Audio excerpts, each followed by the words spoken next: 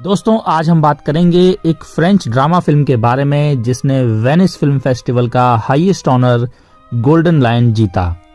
जी हाँ, मैं बात कर रहा हूँ 1993 में आई French film three colours blue के बारे में। ये थ्री कलर्स ट्रिलॉजी की पहली फिल्म है। इसे डायरेक्ट किया है well known director of world cinema Krzysztof Kieslowski ने। आज मैं आपको इसकी पूरी कहानी डिटेल में समझाऊंगा जिससे आप इस प्योर ड्रामा और प्रेग्नेंट फिल्म को बेहतर तरीके से समझ पाएंगे। ये सब जानने के लिए इस वीडियो को एंड तक देखिएगा। मेरी हमेशा कोशिश रहती है कि मैं आपको फॉरेन सिनेमा की उन मूवीज के बारे में जानकारी दूं जो शायद आपको कहीं और ना मिले। इसलिए ऐसी ही और दिलचस्प मूवीज के बारे में जानने के लिए इस चैनल को सब्सक्राइब करके बेल आइकन को जरूर दबा दीजिए। तो चलिए वीडियो शुरू करते हैं। हेलो दोस्तों, मेरा नाम है अमन और आप देख रहे हैं सिनेमैटिक ज्ञान। Let's get started.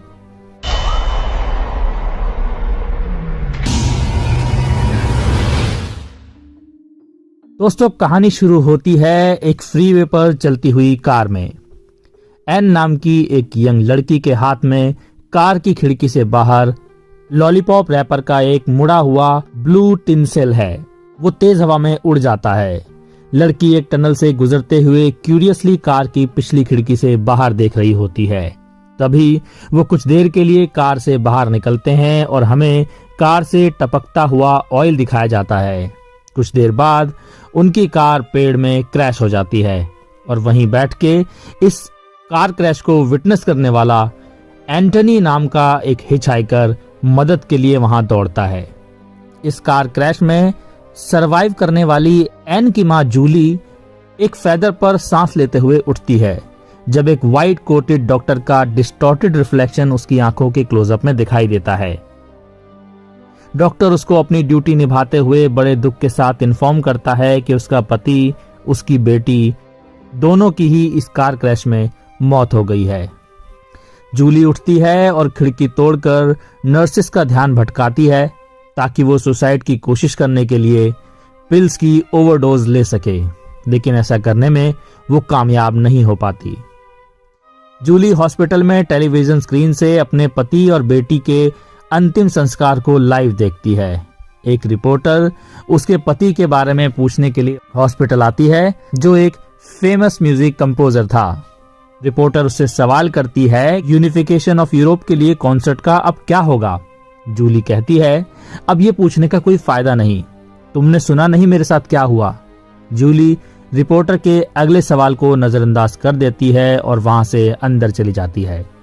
जब जूली फाइनली ठीक हो गई तो वो अपने घर लौट आई।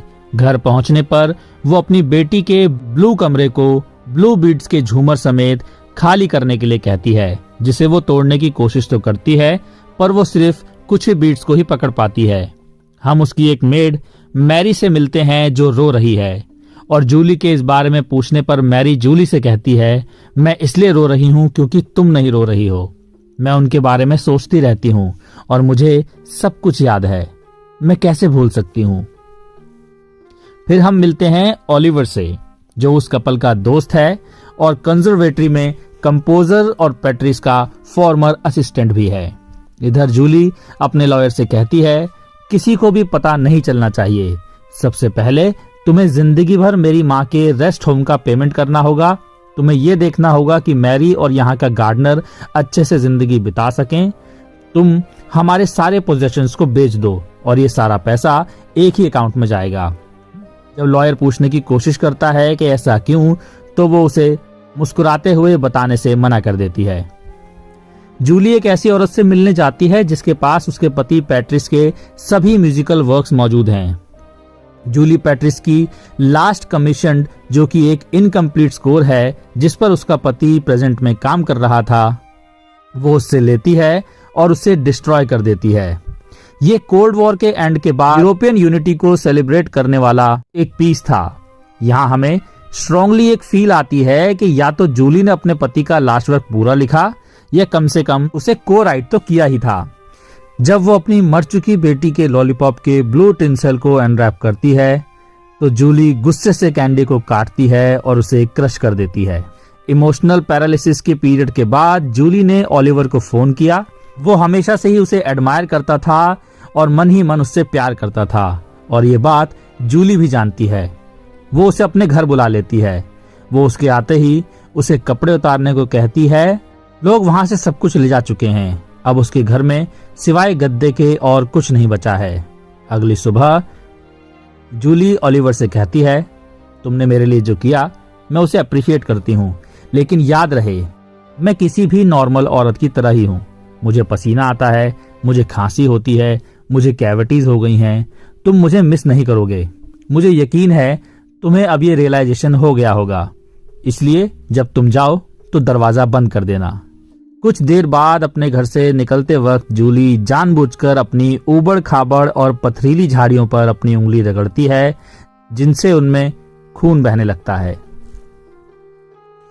वो इस तरह खुद को टॉर्चर करना चाहती है। जूली ने वो घर बंद कर दिया जिसमें वो अपने परिवार के साथ रहा करती थी, और वो बिना किसी को बताए पेरिस में एक अपार्टमेंट ले लेती है। वो अपने सारे कपड़े और चीजें छोड़ देती है, सिर्फ ब्लू बीड्स का वो झूमर लेती है जो शायद उसकी बेटी का था। अपार्टमेंट अटेंडेंट पूछता है कि जूली लिविंग के लिए क्या करती है, तो जूली कहती है नथिंग। वो अपने शादी के बाद वाले नाम के बजाय अपने मेडन नाम से साइन इन करने का फैसला लेती है, और जब नए अपार्टमेंट में एंटर करती है तो वो फौरन अपनी बेटी के ब्लू बीड्स के झूमर को वहां टांग देती है। एक लोकल कॉफी शॉप अटेंड करने के दौरान वो बाहर एक स्ट्रीट परफॉर्मर को फ्लूट बजाते हुए सुनती है, और शाम को एक इंडोर पूल के अंदर स्विमिंग के लिए जाती है।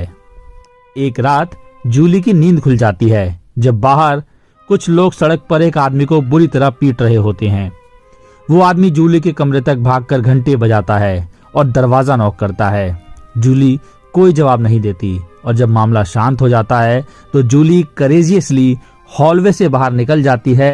तभी हवा के झोंकों की वजह से उसके अपार्टमेंट का दरवाजा बंद हो जाता है और जूली बाहर से बंद हो जाती है। बाहर बंद रहने के दौरान जूली ल्यूसिल को देखती है, जिसका उसके नेबर्स में से एक के साथ अफेयर चल रहा है, और वो सुबह होने तक वहीं आराम करती है। अगले वीक वहीं रहने वाली एक लेडी जूली को एक वेवर पर साइन करने के लिए कहती है, जिस पर उसके अलावा सभी ने साइन कर दिए हैं।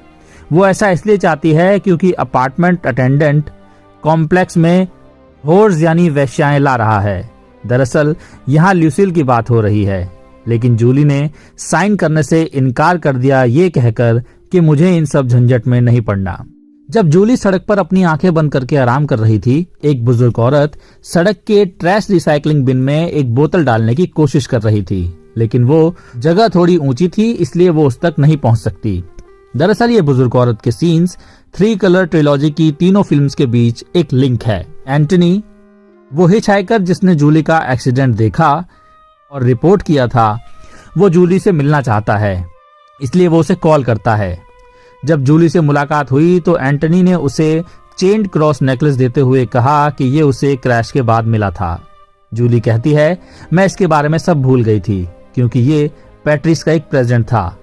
एंटोनी ने फिर जूली को समझाया कि जब उसने कार का दरवाजा खोला तो पैट्रिस तब भी जिंदा था, और पैट्रिस ने एंटोनी से कहा, अब खांसने की कोशिश करो। जूली फॉरेन रेफरेंस को पहचानते हुए हंसने लगती है और एंटोनी से कहती है कि पैट्रिस दरअसल उन्हें एक जोक सुना रहा था। ये एक औरत के बारे में है जो खांसी बंद नहीं कर सकती, इसलिए वो एक डॉक्टर के पास जाती है। वो उसे एग्जामिन करता है और उसे एक गोली देता है। वो उसे निकल जाती है। फिर वो पूछती है, ये क्या था? वो कहता है, मेडिसिन में नोन सबसे पावरफुल लैक्सेटिव। औरत कंफ्यूज लगती है। खांसी के लिए लैक्सेटिव? हाँ कहते हुए डॉक्टर बोलता है, अब खांसने की कोशिश करो। इस चीज ने हमें हंसाया था। कार उसी मोमेंट क्रैश हो गई। मेरे पति हमेशा पंच लाइन रिपीट किया करते थे। फिर जूली चेन नेकलेस एंटोनी को देते हुए कहती है, तुमने इसे वापस कर दिया, अब ये तुम्हारी है। और फिर वो वहां से चली जाती है। ल्यूसिल उस अपार्टमेंट वेवर पर साइन ना करने के लिए जूली को थैंक्स कहने के लिए उसके अपार्टमेंट में आती है, क्योंकि वहां के टेनेंट्स को उसे बाहर निकालने के लिए सभी ऑक्यूपेंट्स के सिग्नेचर्स की जरूरत थी, जो कि नहीं हुआ। उसे जूली का घर काफी पसंद आता है और उसकी बेटी का ब्लू बीड्स का वो झूमर भी। इधर ओलिवर कई महीनों से जूली की तलाश कर रहा है, क्योंकि कोई नहीं जानता कि वो कहाँ रहती है।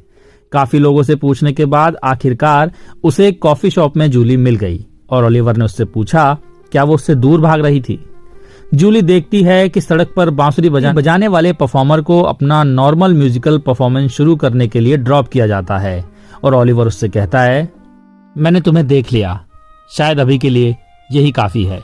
जूली उस ट्यून को पहचानती है जो फ्लूट प्लेयर बजा रहा है और वो उससे पूछती है कि वो उस म्यूजिक को कैसे जानता है।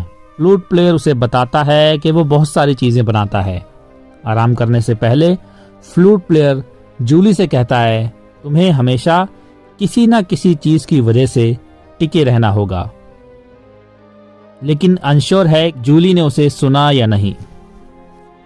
अपने अपार्टमेंट में चूहों की भरमार होने के बाद जूली अपने यहाँ मौजूद बेबी रैट्स को मारने के लिए खुद को तैयार नहीं कर पाती और वो अटेंडेंट से पूछती है क्या उसके पास कोई और रूम है, लेकिन वो कहता है कि इसमें कुछ महीने लग सकते हैं। फिर जूली अपनी माँ से मिलने उसके रेस्ट होम जाती है जो अल्जाइमर डिजीज से पीड़ित है और जो मानती है कि जूली उसकी अपनी बहन मैरी फ्रांस है। जूली अपनी माँ से कहती है मैं आपकी बहन नहीं हूँ, मैं आपकी बेटी हूँ। मॉम, मेरे पति और मेरी बेटी मर चुके हैं, मेरे पास अब कोई घर नहीं है।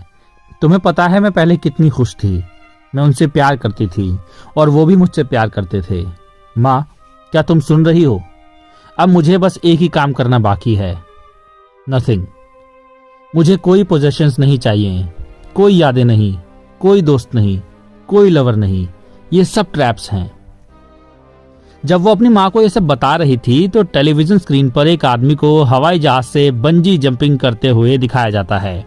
फिर जूली अपनी माँ से पूछती है कि क्या वो बचपन में चूहों से डरती थी। उसकी माँ कहती है तुम डरी हुई नहीं थी, वो तो जूली थी जो डरी हुई थी। चूहों के इन्फेक्शन की वजह से जूली ने अपार्टमेंट के टेनेंट से पूछा ये उसकी बिल्ली उधार ले सकती है। फिर वो चूहों और उसके बच्चों को मारने के लिए बिल्ली को अपने अपार्टमेंट में रख लेती है। जूली स्विमिंग करने जाती है और उसे वहां ल्यूसिल मिलती है। ल्यूसिल ने नोटिस किया कि जूली रो रही थी। ऐसा फिल्म में पहली बार होता है और जूली ने उसे वहां बताया कि वो गिल्ट में है, उसने चूहों को मार डाला। ल्यूसिल ने उसे अश्योर किया कि वो उसका अपार्टमेंट साफ कर देगी। एक शाम ल्यूसिल ने जूली को आधी रात में मिलने के लिए फोन किया। दरअसल ल्यूसिल एक एग्जॉटिक डांसर का काम करती है और जूली उसके वर्क प्लेस पर उससे मिलने जाती है। ल्यूसिल उसे बताती है कि कैसे उसने डांस करते वक्त एक बार अपने फादर को ऑडियंस के बीच देखा और फिर वो वहां से चला गया और ल्यूसिल ने जूली को वहां आने के लिए थैंक्स कहा। अचानक वो दोनों टेलीविजन पर जूली की एक तस्वीर देखते हैं क्योंकि ओलिवर एक टीवी इंटरव्यू में ये अनाउंस करते हुए दिखाई देता है कि वो पैट्रिस के लास्ट म्यूजिक कमीशन को पूरा करने की कोशिश करेगा। यहाँ वो उसी रिपोर्टर से बात कर रहा है जो शुरुआत में जूली से सवाल करने आई थी। जूली एक औरत से मिलने जाती है जिसके पास सपोजिटली उसके पति की म्यूजिकल कॉम्पोजिशंस हैं। वो उससे पूछती है क्या तुमने आज टीवी देखा? आज टीवी पर उसने वो स्कोर दिखाए जो मैंने यहाँ आने के बाद तुमसे लिए थे। औरत कहती है एक्सीडेंट के बाद जब कुछ भी सर्टेन नहीं था तब मैंने इसकी एक कॉपी बनाई। जब तुम स्कोर के लिए आई तो मुझे पता था कि तुम इसे डिस्ट्रॉय कर दोगी, इसलिए मैंने एक कॉपी रख ली। मैंने इसे स्ट्रासबर्ग में भेज दिया। वो म्यूजिक बहुत ब्यूटीफुल है, कोई इस तरह की चीजों को डिस्ट्रॉय नहीं कर सकता। जूली ओलिवर का पीछा करती है और कहती है मैंने सुना है कि तुम पैट्रिस का कॉन्सर्टो पूरा कर रहे हो। ओलिवर का कहना है कि उसने सोचा कि वो इसकी कोशिश तो कर ही सकता है। वो समझाता है मैं कोशिश करने के लिए सहमत हुआ हूँ, मुझे नहीं पता कि मैं इसे पूरा कर भी पाऊंगा या नहीं। मैं तुम्हें बताता हूँ क्यों। मैंने खुद से कहा ये एक तरीका है तुम्हें रुलाने का, तुम्हें दौड़ाने का, तुमसे ये कहने का लौता तरीका आई वॉन्ट या आई डोंट वॉन्ट। ओलिवर पूछता है कि क्या जूली देखना चाहेगी उसने अब तक क्या किया है, और वो जूली के लिए प्ले करता है। ओलिवर के घर पर जूली ओलिवर से पूछती है कि वो मिस्टीरियस लड़की कौन थी जिसे उसने टीवी प्रोग्राम में देखा था। लेकिन ऐसा लगता है कि जूली को पहले से ही एक आइडिया है, क्योंकि वो ओलिवर से पूछती है कि क्या टीवी पर दिखाई गई औरत उसके पति की मिस्ट्रेस थी। ओलिवर ने कंफर्म किया कि पैट्रिस की कई सालों से एक मिस्ट्रेस थी और वो एक लॉयर है जो मॉन्टपर्नासे के पास रहती है। ओलिवर उससे पूछता है, तुम क्या करना चाहती हो? जूली चाहती है कि अब वो भी उससे मिले। जूली अपने पति की मिस्ट्रेस सैंड्रीन को कोर्ट हाउस में ढूंढती है और जब वो कोर्ट की प्रोसीडिंग्स के बीच में जाती है तो उसे चुपचाप वहां से चले जाने के लिए कहा जाता है। ये सीक्वेंस 3 कलर ट्रिलॉजी अगली फिल्म यानी वाइट से जुड़ा हुआ है। बाद में वो टॉयलेट में सैंड्रीन को कन्फ्रंट करती है और उससे पता चलता है कि सैंड्रीन पैट्रिस के बच्चे की मां बनने वाली है। सैंड्रीन बताती है कि ये उसे एक्सीडेंट के बाद पता चला। मैं कभी बच्चा नहीं चाहती थी, लेकिन ऐसा हो गया। अब मैं इसे रखना चाहती हूँ। तुम जानना चाहती हो कि हम एक साथ कहाँ सोते थे, महीने में कितनी बार? तुम जानना चाहती हो कि क्या वो मुझसे प्यार करता था? जूली सैंड्रीन को बताती है कि अब वो जानती है पैट्रिस रियल में सैंड्रीन से प्यार करता था, क्योंकि उसने सैंड्रीन के गले में एक चेन्ड नेकलेस देखा था जो पहले कार क्रैश में मिले एंटोनी के हार जैसा ही है।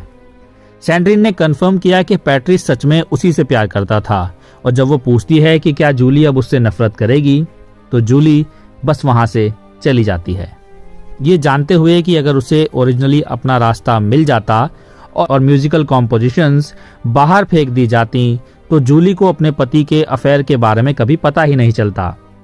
ये महसूस करते हुए कि शायद ये एक बेहतर तरीका है, ये जूली को अपने लेट हस्बैंड की लास्ट कॉम्पोजिशन को रेजरेक्ट करने के लिए प्रोवोक करता है, जो ओलिवर के काम पर उसके नोट्स के अकॉर्डिंग बदल गई हैं।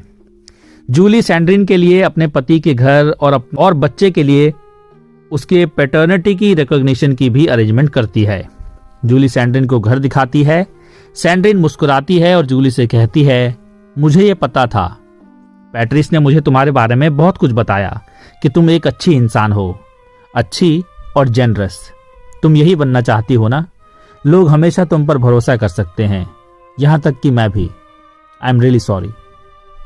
उस शाम जूली ने ओलिवर को फोन करके बताया कि बाकी कॉम्पोजिशंस कंप्लीट हो गई हैं। ओलिवर ने जूली के सजेस्ट किए गए बदलावों को शामिल नहीं करने का फैसला करते हुए कहा, यह पीस अब उसका अपना म्यूजिक है और ये पैट्रिस का नहीं रह गया है। उसका कहना है कि या तो उसे उसकी कॉम्पोजिशंस को पूरी रफनेस के साथ एक्सेप्ट करना होगा या लोगों को खुद की कॉम्पोजिशन के बारे में सच्चाई जानने का अलाउ करना होगा। वो इस आधार पर सहमत है कि उसके पति के म्यूजिक के बारे में सच्चाई उसके अपने काम की तरह सामने नहीं आनी चाहिए। ओलिवर के साथ कॉल कट करने के बाद जूली ने उसे वापस कॉल किया। आखिरकार वो उसे रीच आउट करके उससे पूछती है, तुम सच में उस गद्दे पर सोते हो जहां तुमने मुझे कभी नहीं बताया? क्या तुम अब भी मुझसे प्यार करते हो? ओलिवर का कहना है कि वो अब भी ऐसा करता है और जब वो पूछती है कि क्या वो अकेला है तो वो कहती है, मैं तुम्हारे पास आ रही हूँ।